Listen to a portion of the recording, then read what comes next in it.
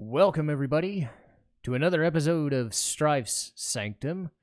I'm your host, Citizen Strife, and this week we're going to do a current review.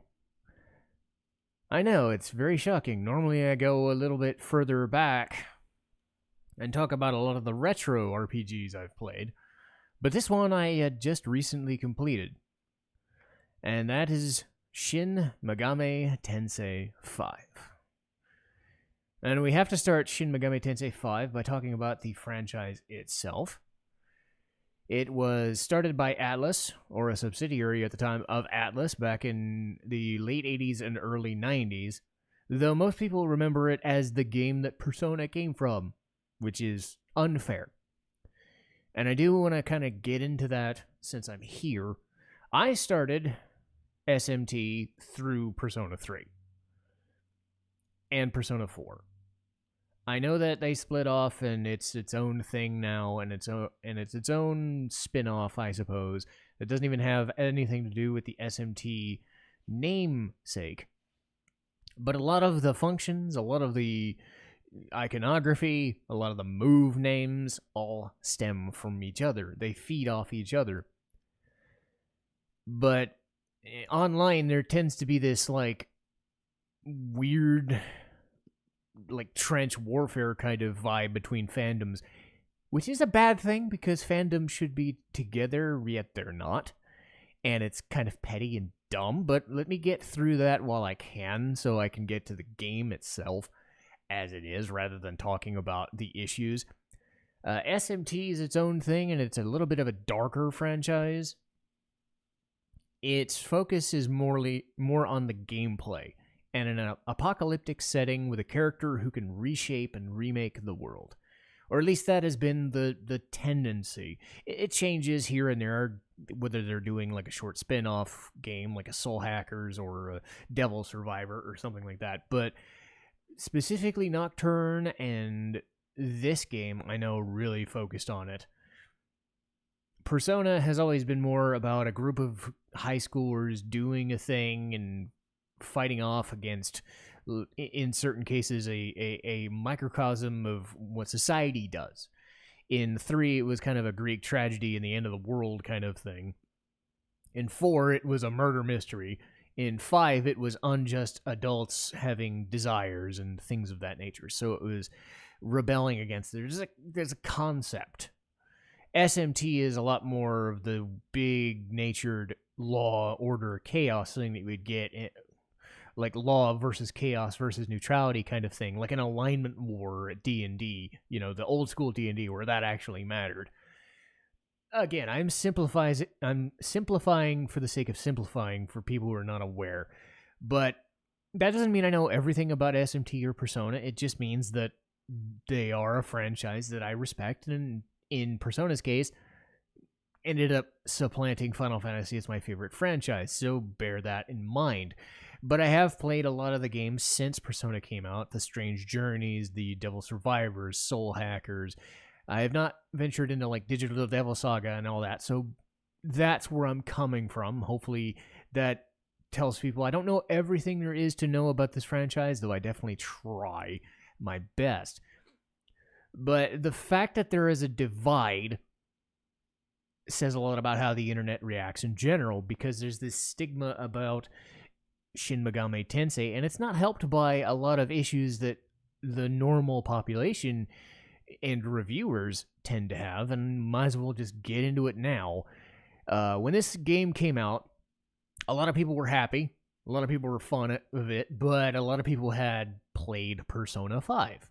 Okay, Persona 5 is their most well-known game, even more well-known than Persona 3 or Persona 4, Catherine, any of the SMT games. And again, that's where part of that stigma comes from. It's kind of an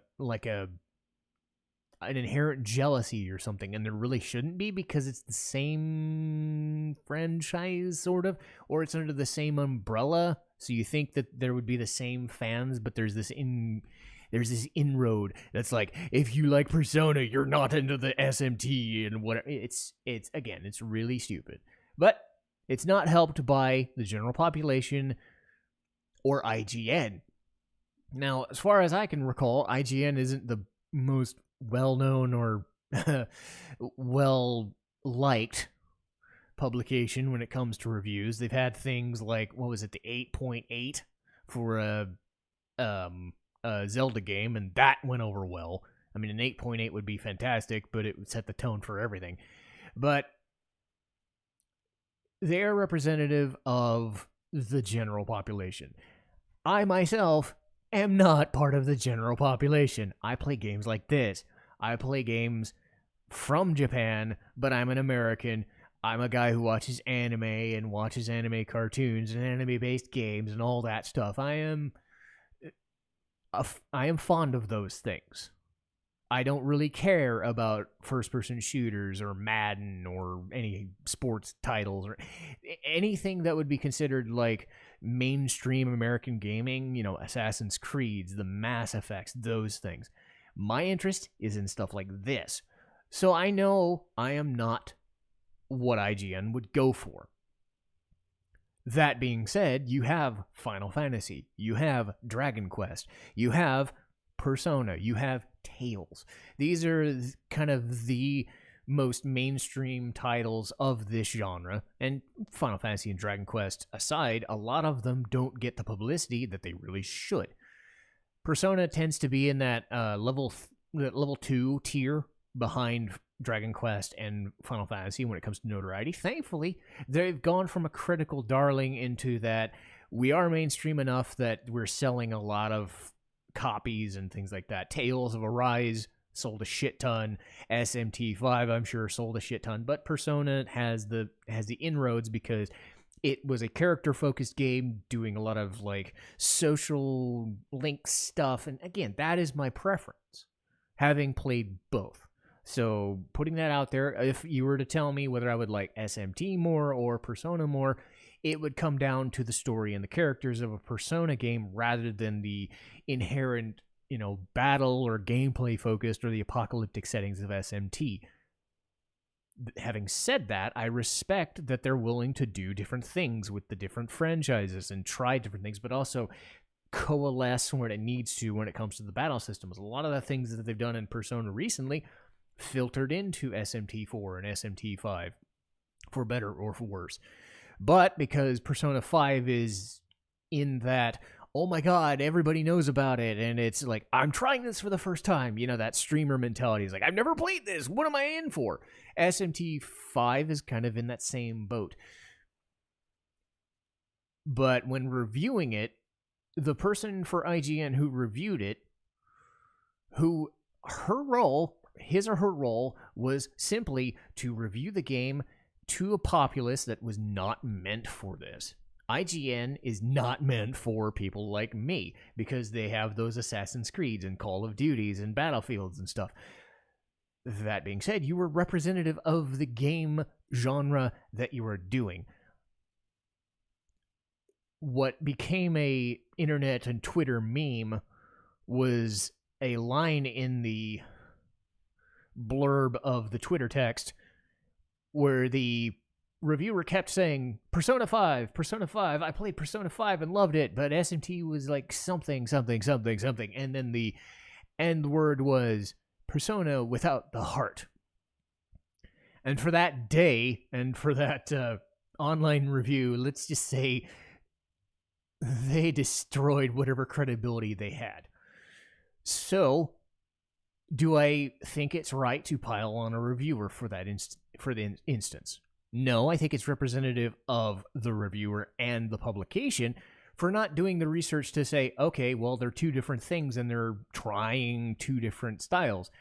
SMT is not trying to be Persona, so stop comparing it to Persona. Even if that is your knowledge base, you can say something is like another, but to say something is lesser than, even in the scope of a review where I myself admit I don't think SMT5 is as good a game as a Persona 3 or Persona 4 or Persona 5, but I'm not going to sit here and say that SMT5 is Persona without the heart. And even if they had said that, I don't think it would have been as bad had IGN not put that as the final line of their Twitter blurb for said review. They were asking to alienate the subsection of people in a genre that they were going to represent with this. The people that they could have said, hey, we're going to branch out and try this new game, and or at least give somebody a chance to review this game for us, and they don't know anything. Maybe they'll like our review, and then no. So what you've inherently done is ruin a reviewer's reputation with that subset of an audience. You've ruined your own reputation, most of which people weren't liking to begin with, and you've pretty much ended any possible chance that if you wanted to do, say, a Mana game or a Dragon Quest game or a Yakuza game or something, nobody's going to take you seriously anymore because you made such an ass of yourself doing this review. A little bit of legwork could have said, okay, SMT started this, Persona started this, and we have two different kind of genres that split off. They're under the same umbrella, but they're kind of not. But this is where I'm coming from. Adding Persona 5 into everything you said as your only reference point to SMT wasn't the best look, even if this was your first SMT game. A little bit of research, especially as a publication. It's one thing for me, as a fan. I readily admitted right before I started, I have not played every SMT or every Persona game. But I am not part of a publication. I am not part of a professional organization who is supposed to ingratiate themselves to a subset of an audience. It made them look really bad. Now that that's out of the way, what is SMT5? Well, SMT5 is taking a lot of inspiration from Nocturne. This was the most well-known game. It was the game that came out before Persona did. So again, we're in the timeline 2003. They did Digital Devil Saga and whatnot, kind of in between the Persona games, and then Persona 3 and 4. And then they would do other things. Think of when Final Fantasy would do spin-off materials and Kingdom Hearts games and whatever, but they wouldn't always focus on a Final Fantasy game, despite that being their thing. Atlus would sometimes do a Persona game, then they take a few years off, then do something else, and then maybe spin off something that they would do with that. They would do an SMT game here and there, or they would try something completely different with a Catherine. It's the same studio, more or less. Couple of different people doing different things, but they'd kind of intersperse like a studio would do. Most of the personnel would be the same or, slightly different. SMT5 takes inspiration from 3 and from 4. SMT4 came out on the Nintendo 3DS, and then this came out on the Switch. So the Persona games came out solely for the PlayStation. This game came out for the Switch, and a lot of people say the graphics suck because of it. I had a few glitches here and there, a bit of slowdown here and there, but it never really ruined my experience, I don't think. But you would bounce from a Sony platform to a Nintendo platform on a handheld, then you bounce around to the Switch, to a non-handheld and a console. It's kind of goofy in a way. I can see why they would do it. They would try to do a different thing for a different audience, but really, it's PlayStation and Nintendo. You're not going to put an SMT game on an Xbox console. You only get away with that if you're Final Fantasy. Let's be honest. Maybe some of the Tales games, but I don't see any reason this couldn't have been on a PlayStation console, but I don't think it really affected it too much. It's more the weirdness of the franchise going from console to console and jumping around and having that situation. But when we're digging into SMT5, again, the scope is a lot of philosophical battles and law, chaos, and neutrality, or sometimes a different way of looking at things. In this specific game, humanity kind of follows the path of Adam and Eve, and that demons were actually spawned from God, in this game known as the Creator, who was the one remaking the world in his image, his or her image at the time. So Adam and Eve were rebranded as humans, but they also devolved into what were known as demons. And demons are kind of a catch-all term for this game. Think of them as personas, demons, that sort of thing. As the familiarity with Persona games go, demons, whatever. Demons is usually the SMT term, so I'll go with that. But demons could be anything from an actual god to a human figure to just a snake lady, a Naga or a Lamia. You can encompass so many different things. But the fall of humanity is what stirred this. So it follows sort of a biblical perspective, but it's also a Japanese bend to it because a lot of it is Tokyo based. This results in what's known as the Tokyo Miracle. The creator and the subordinates in a chain known as Bethel, so they support the creator, for lack of a better term, the one god. There are other gods, Greek, Roman, Norse, Egyptian, Hindu, that sort of thing. So it doesn't have to be strictly one god, and that plays a role into it. But Bethel, as an organization, is trying to keep Tokyo from falling apart. But as far as the game goes, and as far as your character knows, they have fallen already. And the Tokyo that we know is a simulation. That Bethel is created, but they no longer really can hold together, and that's why demons exist. It's unclear as to what occurred 20 years ago in the game, but the apocalyptic setting known as DOT, D-A''AT,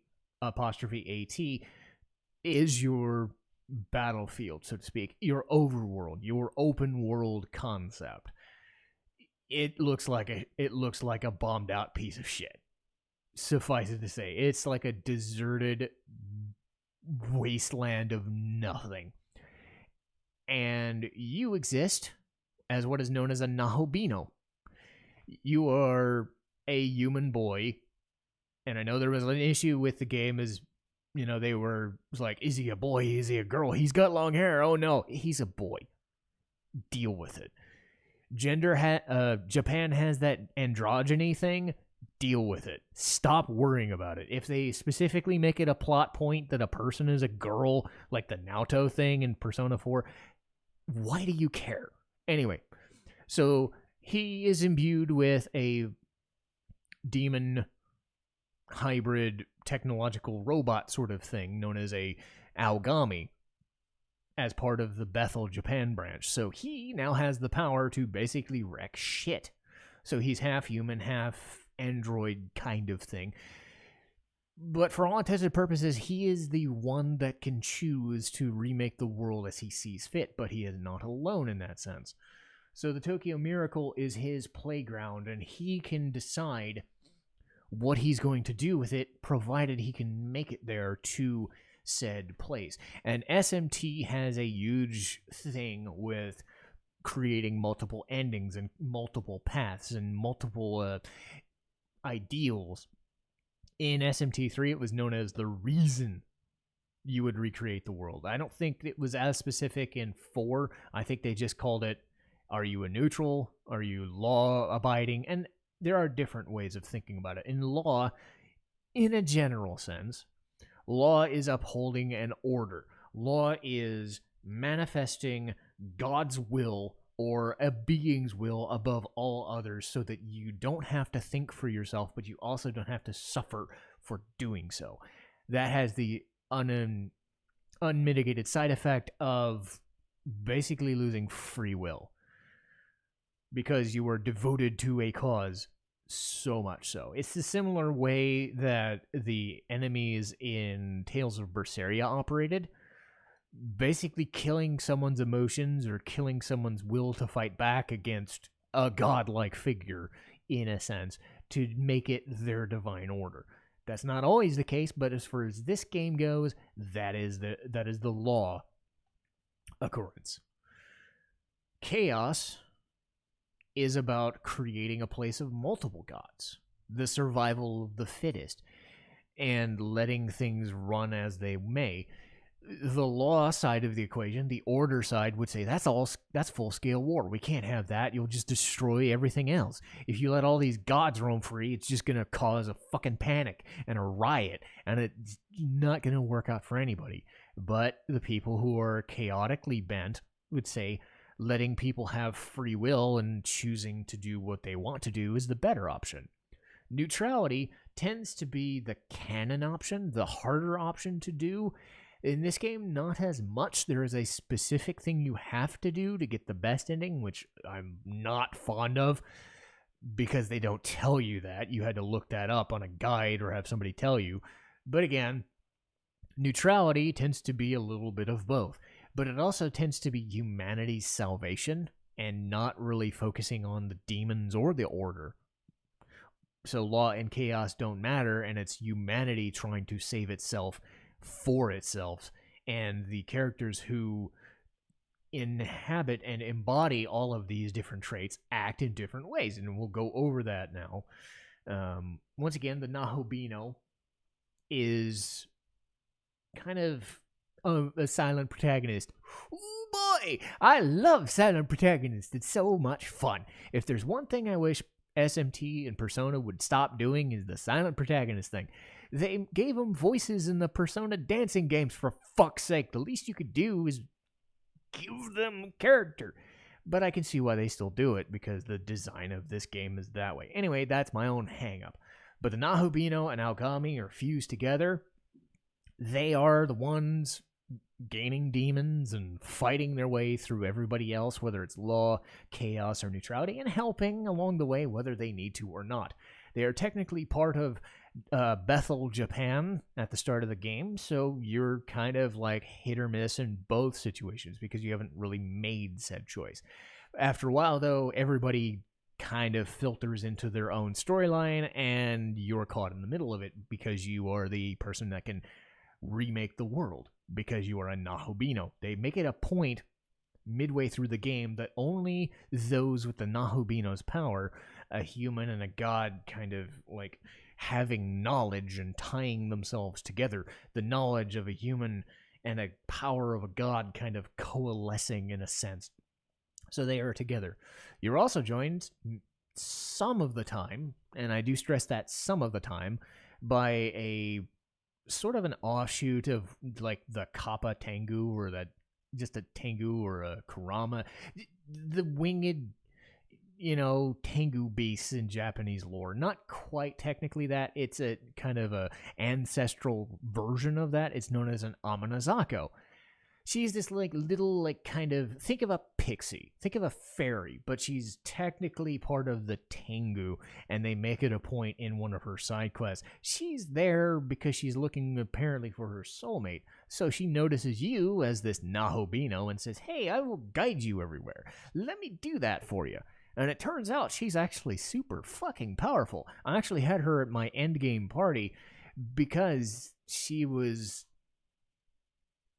always kind of there. She wasn't like a main character, but she would be like the Navi, so to speak. The cool thing about SMT5 is you had a Navi, but you could always choose if you wanted it to be Amanazako or a different demon, a different part of the game. You could have Pyrojack, you could have Wapo, you could have other demons or other characters be your guide characters at any time. I tended to stick with Amanazako because she was always there and always giving a little bit of like character dialogue, and she had her own side quests and things. And then it turns out she's like a level 75 character. I'm like, well, yeah, I kind of want her. So there are reasons that she's involved, and she is a Navi, but in a kind of a goofy-ish, like upbeat, like the goofy upbeat support character kind of thing. So she's not as annoying as Navi, and she's just a delight because there's not a lot of fun characters in this game. She is a fun character. Everybody else in this game is 50 Shades of dour, I suppose you could say. I'm just getting some water here. So we have Amanazako. We have the Nahobino. who is always with Aogami. And Aogami is your viewpoint character. He will actually talk to you. He's the voice in your head, literally, telling you if things are a good idea. But he never really goes against your wishes unless you force the issue. You are allowed to choose the way you want to choose to work. Aogami is there to protect you because he's the one giving you the power, but you're also, giving him sort of a purpose because you are fulfilling your half of the bargain. But there's also human characters known as Tao Isunokami. And Tao doesn't stand out much for a while. Tao's known as the Saint. At the beginning of the game and most of the way through the game, she doesn't really do a whole lot. She is the Yuna. She is the Aerith. Aerith without the, goofy, sly, stuff. Just she's there and she's good-natured and she doesn't really do much that's wrong. She's always going to be the good character, the good-natured one, until a certain point. And after a certain point, let's just say she has a role in this game that is defined and will last you until the end of the game. And she is there to be a guide character or to be somebody that's helping out, but also doing her way. She's not a guidepost character or a Navi like Amanazako is, but she has a role to fulfill. And when the switch is flipped and you realize what she is, then you start realizing, oh shit, I like her a lot now. And you will definitely want to keep her, at least until you have higher level characters. We also have Lucifer. And Lucifer is the final boss of this game, at least in most cases. Might as well just give it out of the way because he shows up in the beginning. He shows up right at the big climax of the first bit of the game. He's the ever-present threat that is always going to be kind of judging your ass. And if you know anything about Lucifer in other games, whether he's a superboss or just a well-meaning asshole, he is the kind of guy that is judging you and judging your willingness and power to remake the world because he is the one in control right now. There was the creator way back, and now it is Lucifer who runs the show. And whether it's demon or angel, they get wrecked. He shows up, they die. There is no question. He is technically level 85 something. So yeah, there is not a lot that can stop him because he is just the end boss. Whether you choose an ending certain ways, he is the end boss. You deal with it. So he definitely fits the description. But he is there as the ever-present, I'm going to be at the end of this game whether you like me or not. But now we get into the other split paths. We get to the other characters. We get Hyo Koshimizu, otherwise known as Tsukuyomi. He is the chaos. He is the Prime Minister of Tokyo. His whole thing is he wants Tokyo to go back to its former glory, but the only way to do that is to take Bethel, Japan, and go fuck itself. And says, every god, every human, every demon, we're all on board, let's fucking go. But in the stern way like a prime minister dude would. He is joined by Yuzuru Atsuta and Miyazu Asuta. Yuzuru specifically is his human partner. And Yuzuru is super great at everything and skillful and shit, and then he finds out that he's actually helping Tsukuyomi along, and then they kind of ally with each other, and they're the chaos ending. They are the guys that are saying, we don't need these demons and these angels, we're just gonna have everybody do the thing. Join us because we want to save Tokyo. Well-meaning, I suppose, but again, chaos is chaos, so take that for what it is. On the opposite side of the spectrum, you have Abdiel and Ichiro Dazai. Abdiel was an archangel who believes in the creator. and the creator's will. She knows that she knows something about the creator that nobody else tends to know and tries to hide it, not out of malice, but just out of understanding that, she is a godlike being. She is an angel of high order, so she's just trying to uphold it. That's her job. And unfortunately for Ichiro, he's just some dork. And even at the end of the game, when it dawns on him that he is siding with Abdiel mostly out of support and just being a gimp, whether he turns into this super understanding law guy, he comes off as a bit of a dork. And it's through Abdiel's will that he gains a backbone. But for the majority of the game, he's just there as some guy.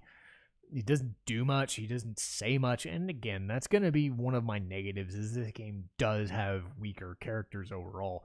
But you have them trying to uphold the creator's original will and original design.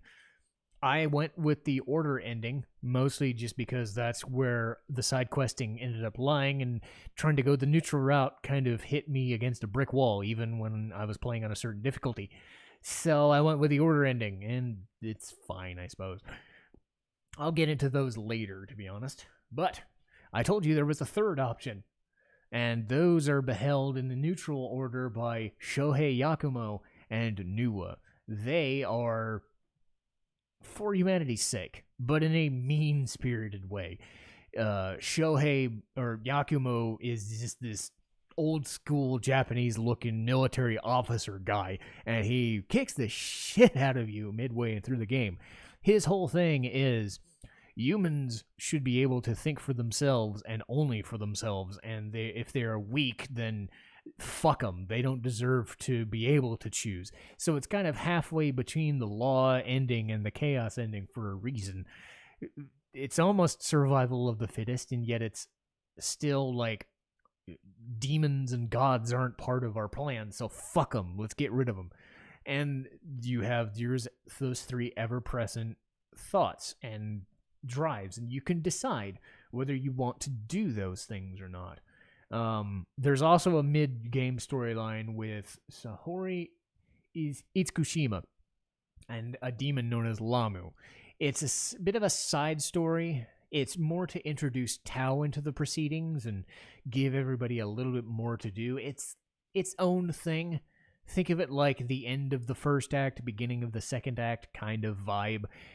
Sahori is bullied in school, and she is preyed upon for that reason by a demon who's looking to become a Nahubino. And we gotta kill him. We gotta kill him and get him, because he's causing problems. So, that's what you gotta do. But Sahori's caught in the middle of it. But those are your kind of main players and main beliefs and main stuff. But really, a lot of it boils down to the endings. And I have been sort of spoiling, but keeping things vague. For, I'd say, 3 or 4 minutes, the ending paths. I won't give it away. So this still can be a spoiler-free review. But suffice it to say, a lot of the endings kind of feel the same. You're not going to have anything, unless you go through the rigmarole of doing something for the neutral path, you're not going to have a problem getting an ending, but you're also not going to be as rewarded as you think you are. Now, don't let that be a problem, because this game is so good in the gameplay aspect that it kind of supersedes it. But be forewarned that forcing yourself to think a certain way or act a certain way doesn't change a huge amount, but there are things that you can get for choosing the law path, the neutral path, or the chaos path. They are game-breaking in certain instances, but still, the endings themselves are almost secondary to having the journey. The joke that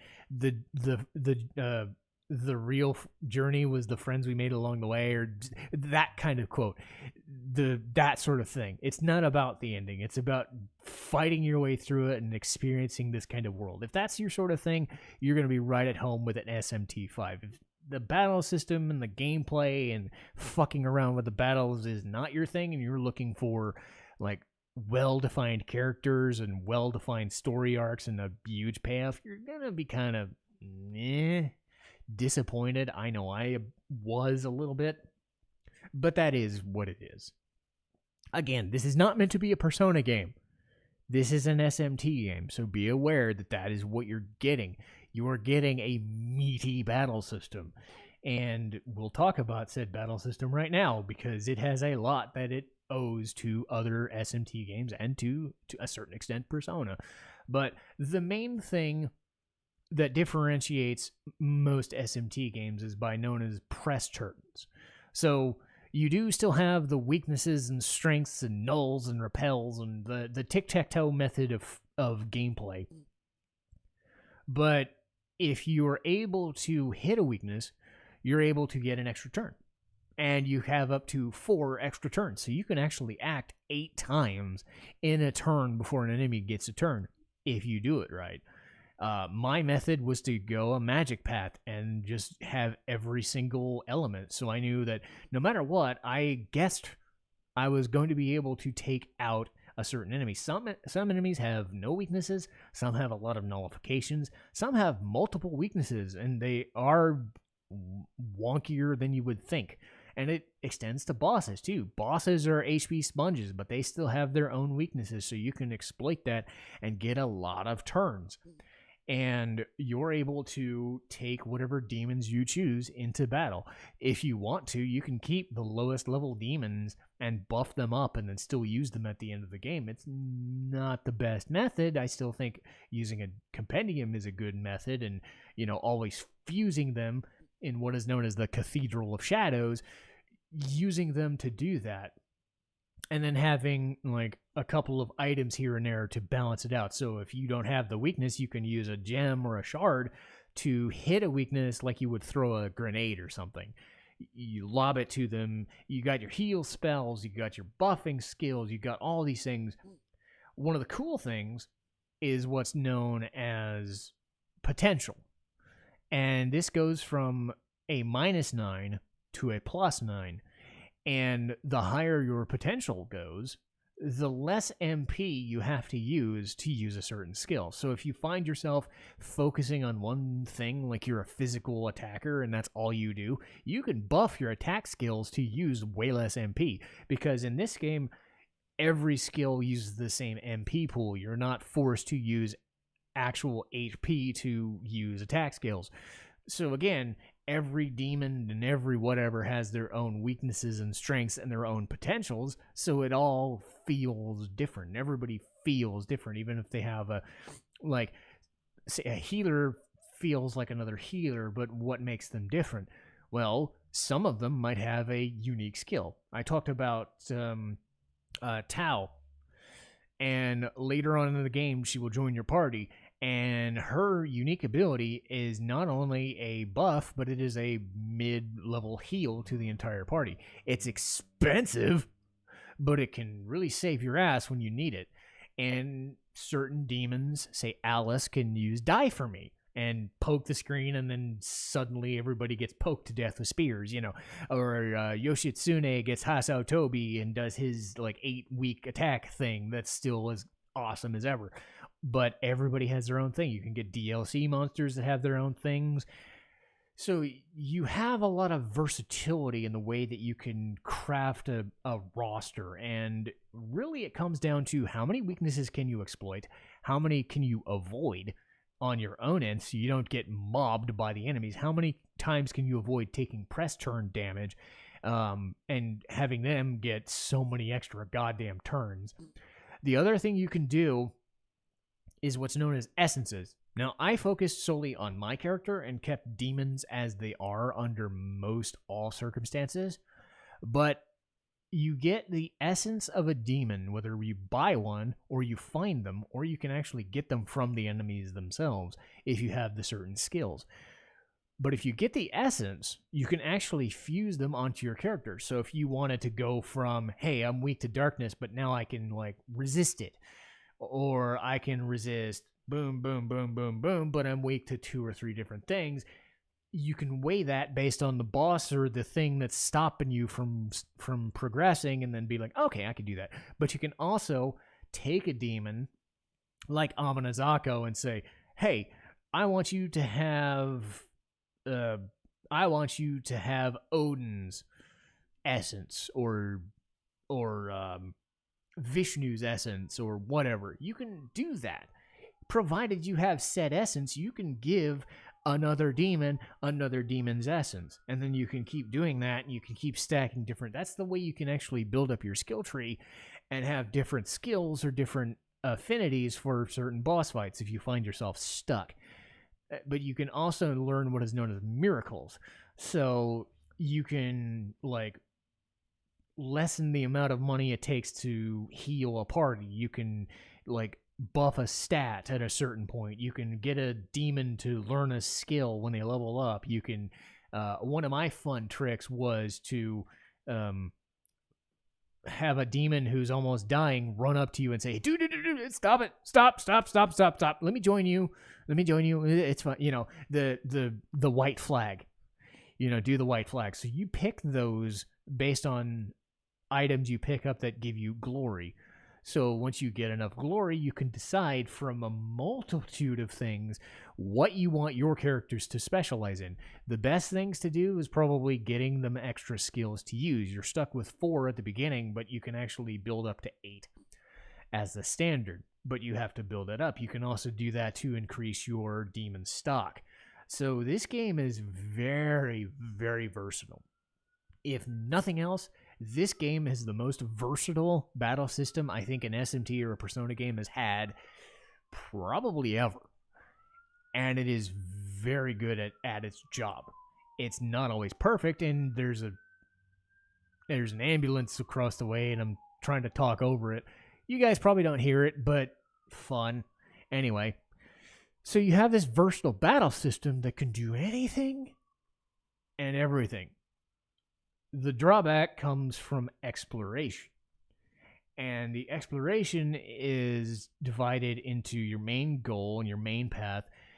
Side questing, which usually involves, hey, here's a demon. I need some stuff. I need you to fetch like 2 or 3 things, like a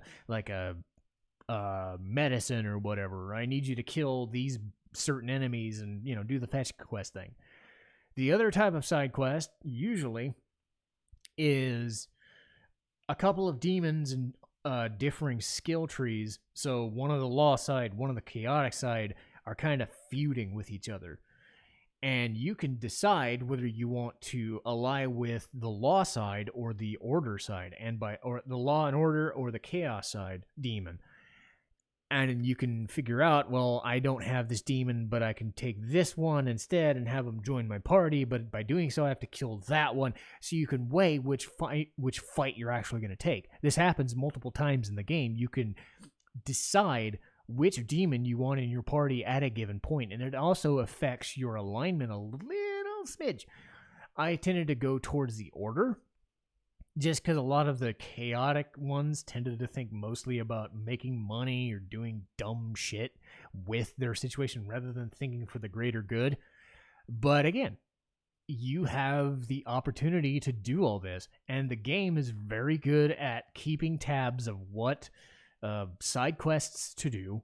You can pretty much wait until the end of the game to do them if you wanted to, and raffle stomp the early ones because your level is so high.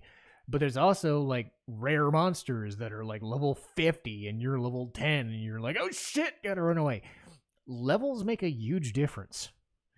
Levels make all the difference in this game. It's a weird effect that they have where, yeah, your resistances and your damage, whatever, and your skills have a big impact, but so do your levels. You don't want to fight anything when you're, like, at most 5 levels or further down.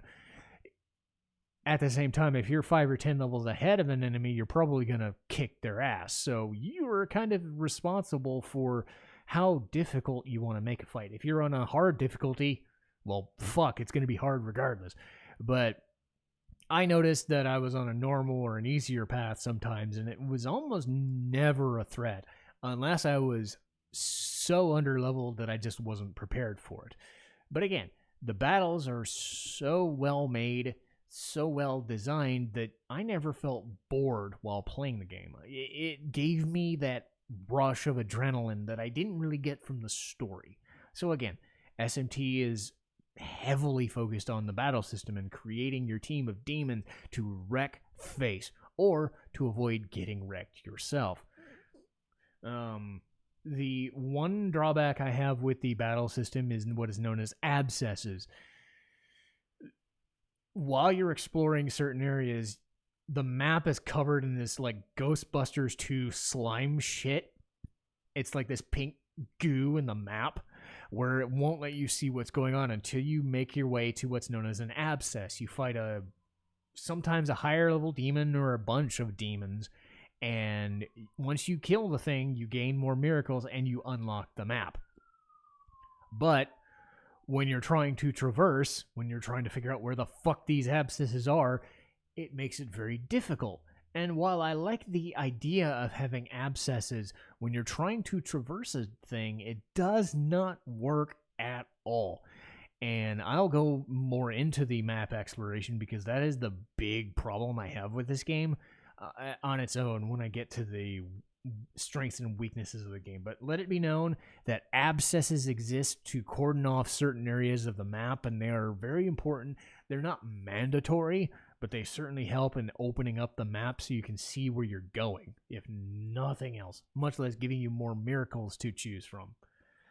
Music-wise, we don't have Shoji Meguro like we do for a majority of games, but we do have a tandem of Ryota Kozuka and Toshiki Konishi. They were responsible for a lot of the other SMT stuff like Devil Survivor, a couple of the Persona dancing remixes. They were helpful in making SMT4 and some of SMT3. But again, they've been part of the Persona and SMT family for a long time. So even though Shoji Meguro is the one kind of responsible for the mainline like success for the music side, these guys are no slouches. And I would definitely say that aside from the battle system, the music in these battles are amazing. And I say music in these battles because nearly every different type of boss in every different scenario has its own theme. I counted at least 10 different boss themes, and I may not be exaggerating. They always seem to change, and they always seem to feel different outside of like 2 or 3 instances where a couple are shared. But there's like so many different types of boss themes. It is insane. The music in the original fights, the normal fights against the demons are fine too, but the boss themes are amazing. They're heavy. They're very focused on guitars and bass, and one of them even sounds like Deep Purple. It's just this like awesome Deep Purple-esque track, like a 70s synth style. And it's whenever I heard that one, it was known as Battle Seeker. So definitely check Battle Seeker out as far as battle themes, and you'll just be like, oh my god, I need to play this game now. That was that vibe. The music in this game isn't always perfect because there's a lot of like ambient noise, but when the battles happen, it really makes it worth it. But I talked earlier, I just wanted to get a couple of minutes into the battle theme stuff. But when I talked about issues with the game, it's the abscesses, it's the map traversals, it's this thing where it's a non-linear experience, and if you're enjoying those kinds of things, that's for you. But I liken it to playing something like Breath of Fire 4. I played Breath of Fire 4 about a year ago, and I hadn't played it in like 20 years. It was a lot of like places and paths stacked upon each other and hidden in forests and trees and like hidden paths and deserts and shit. And I always had to jump and move and figure out where I'm supposed to go rather than a straight line path. And again, a lot of people hate linearity, and I get that, but the traversing in this game is ridiculous because until you destroy the abscesses, the map is covered in this pink shit. and you have to find the abscess to get rid of the pink shit, but you can't seem to find the abscess unless you're exactly looking right at it, and then you're looking around the map trying to figure out where the fuck do I go? Which building do I jump off of or jump onto to get access to the road that will take me to the abscess that I need to kill, or where I need to find this specific side quest. See, sometimes I had to look up an actual visual YouTube guide and look that up and be like, okay, now I see it, because I get lost. Because there are certain areas of the game where you'd see these abandoned parking lots and these cars or these stairwells that were leading to a different part of the map, and you had to jump on a car to jump to the second floor, just to jump to another part of the floor, just to keep going. And I'm like, dude, I don't know what you're trying to get me to do, and I'm getting lost. And I'm simply just looking for a save point to get me a save, so that I can get back to the save point and recover, because I've had to fight so much because I'm getting lost so many goddamn times. So map traversal in this game sucks.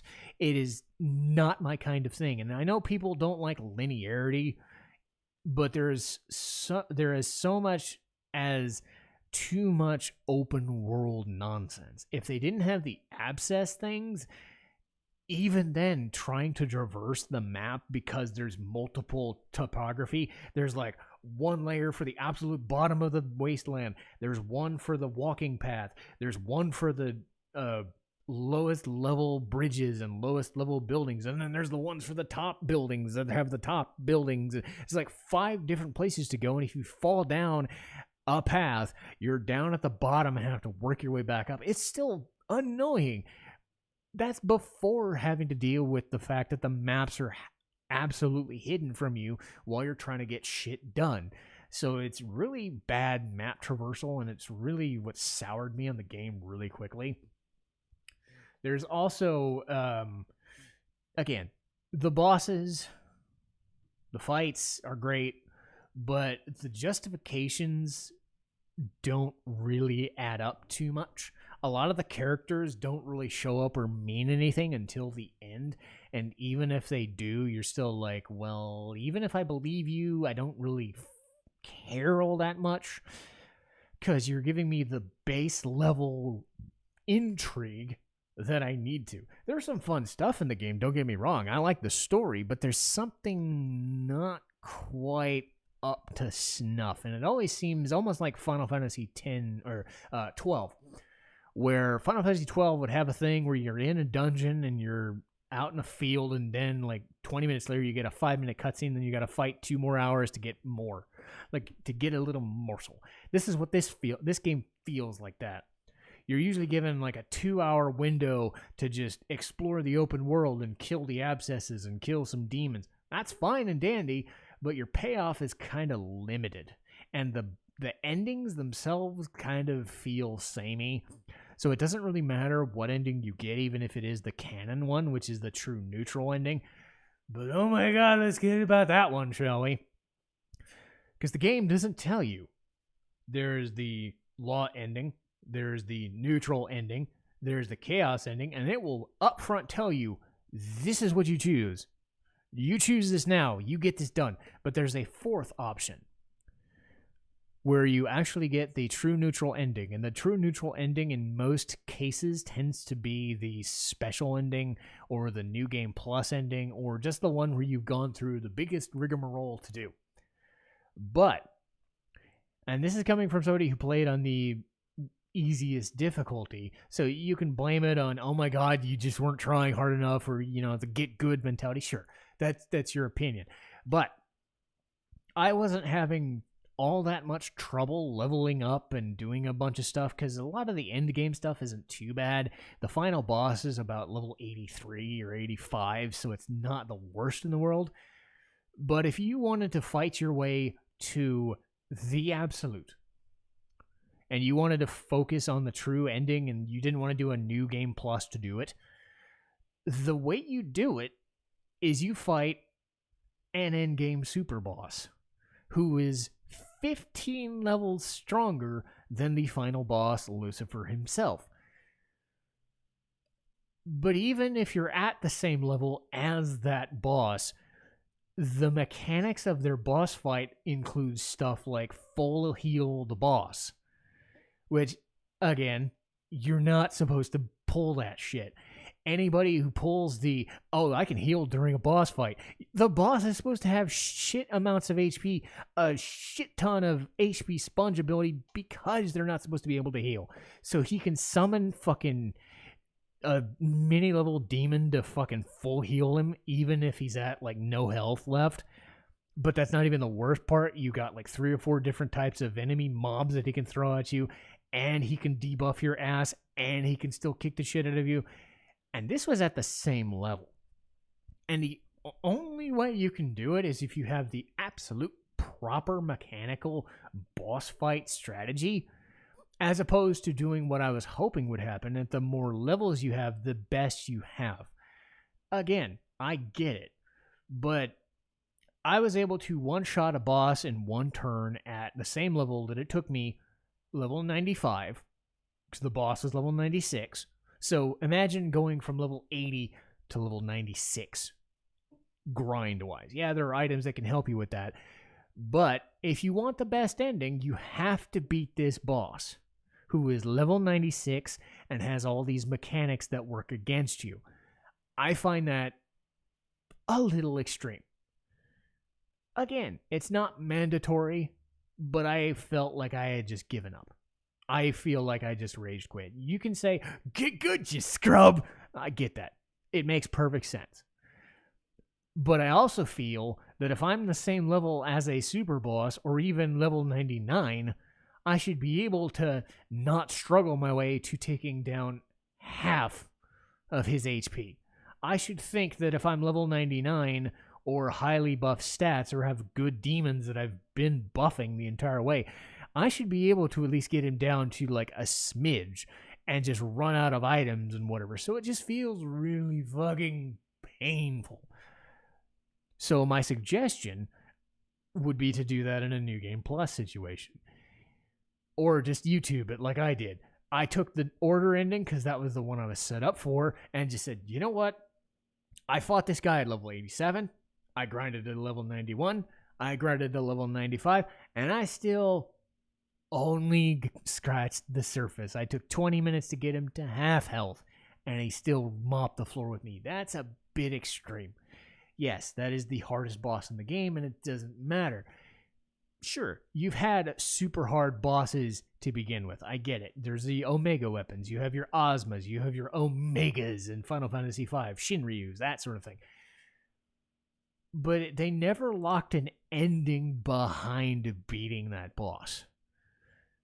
And to be fair, it is considered the better ending, the best ending, because it actually has some, minor extra cutscenes and stuff. So it's typically the second ending. You've heard of like the multiple endings in a Nier game or a Drakengard. It's that kind of vibe. It just felt really annoying that not only did you not know that this was a thing you could do, it was also so almost insurmountable that even on an easier setting, I barely scratched the surface of this boss fight before just getting absolutely tanked and wrecked.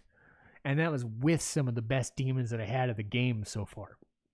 So your mileage might vary as to whether you want to bother with that fucking boss or not. From my personal perspective, I said it's not worth it. It is not worth it. I leveled up for a fucking week and could only get to half his health. It was not worth it. I fought for a week. I leveled up for a week from 80 to 95, and I could barely beat him. So I was just like, yeah, no. So I had to put that as a negative just because of personal preference. I think you should be able to, like, not conceal a fucking ending behind a super boss. I get having, a super high-end weapon or just the, like, belief in, hey, I beat the fucking hard guy. I did it. Give me a trophy. They give you an ending to do that. That's a bit extreme. But on the positive side, the boss themes are amazing because there's so many of them. You have the quality of life and fast travel between save points and recovery points that it's so good. You have the versatility of the battle system the essences, the miracles, the demons that have unique skills that can keep them viable long after their shelf life, provided that you buff them up with stats to make up their stats. And that could be where I failed, where I kept a level 75 demon and kept buffing them up to 95 rather than a level 95 demon or whatever, whatever. But you have the versatility to do that sort of thing. You can choose how you want to build your party and how you want to build your Nahabino and do everything you could ever dream of in a battle. So you have these amazing boss themes carrying you this way. You have these demons that you could know from these games that you've played over and over. If you're an SMT veteran or a Persona veteran, these characters are the same demons that you have in your stock list, adding in some other ones you may have never seen before. So the versatility and the amount of demons on display is mind-boggling. And they always do the SMT thing where they give you the lore behind the demons too. So you're going to find a lot of things to sink your teeth into. It's not a perfect game by any stretch. If you're looking for a Persona experience, this is not it. This is a more straight-laced JRPG fighting, dungeon crawling, grinding sort of experience. Persona owes a lot of its success to a lot of visual novel stuff that SMT doesn't bother with. It gives you an open world, it gives you a bunch of demons, and it says fight your way through it or die trying. If that's the sort of game you're looking for, SMT5 has you covered. If you're looking for something super hard and super non-linear, SMT's got you covered. If you're looking for the best story, the best character drama, look elsewhere. But there's still a lot to recommend. As a Persona, tending to be a Persona fan as opposed to an SMT guy, I still found a lot more enjoyment out of SMT5 than I thought I would. It has its quirks and it has its annoyances, but under most circumstances, I was able to power my way through it, and I still enjoyed it. Outside of Tales of Arise, which also kind of gimped itself near the end with its stupid story, SMT5 is one of my favorite games of the year. I still think something like a Persona 5 Strikers was, built a little better and had a little bit more going for it. But again, as far as JRPGs go, SMT deserves its place. It doesn't need to be Persona without the heart, It demands its own audience. It demands that people can respect it for what it's trying to do. And I think anybody looking for a challenge, a fight, and a world to explore and to look for things, you're gonna find it. It's a good open world RPG that gives you a lot of fights to go through, and it will kick the shit out of you because you're unprepared for how unrelenting of an experience it can be. If that is your thing, you're in the right place. But even not, I'm sure you can find something about this game that will speak to you.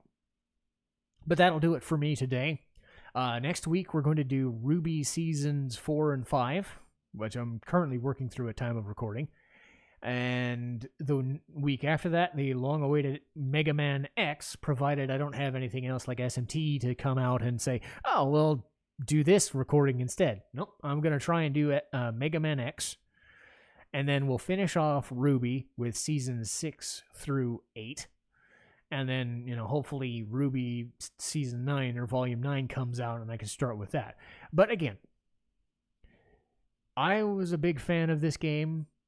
Hopefully you guys can be a big fan of this game too. I think SMT, I think Atlas have really hit on something. It doesn't have to be a Persona game. It doesn't have to be Persona versus SMT. They can work together. They work together and coalesce, and they should be treated as such. They're separate but equal. And I think people that like their games will like what they want to like. But I think there are things that you can find about SMT5. If you're not sure about it, find somebody like me who is a big fan of both and says, hey, do you want to know why I like this game so much? Here's why. Here are some things that you can do to dig and sink your teeth into SMT. And maybe you will become a fan too. But that'll do it for me. Citizen Strife, signing off.